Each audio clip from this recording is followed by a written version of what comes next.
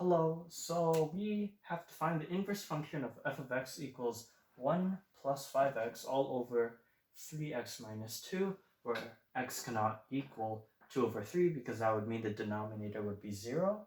So first let's replace f of x with y. So we just get y equals 1 plus 5x over 3x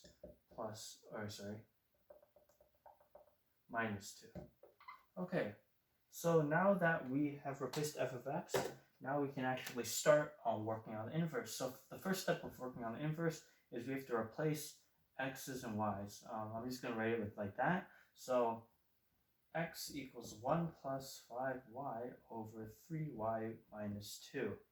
Okay, so now we're trying to isolate y on one side of the equation. So we're going to multiply the fraction on both sides.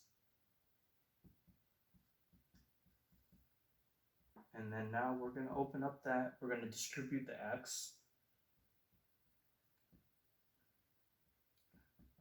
And now we're going to collect the y terms on the left side and put everything else on the right side. So 3xy has a y term, or y in it, and minus 5y, and we'll put 1 plus 2x. So now we'll factor out a y, so that will look like this. Y bracket 3x minus 5 equals 1 plus 2x. Now we'll just divide by 3x minus 5 on both sides. Okay, so we're left with that. Y equals 1 plus 2x over 3x minus 5. Now 3x minus 5 cannot equal 0. So therefore 3x cannot equal 5. So therefore x cannot equal 5 over 3. So these are the things we're left with. Now we can replace y with the inverse. So that would look like this. This is the notation. Equals 1 plus 2x over 3x minus 5, where this is the inverse function, and we have to apply the restrictions.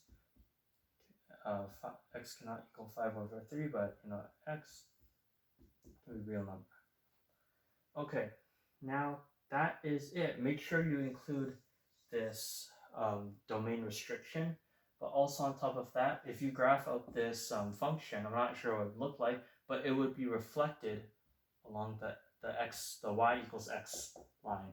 So yeah, essentially these two functions here, they reflect one another along the y equals x line. Thank you.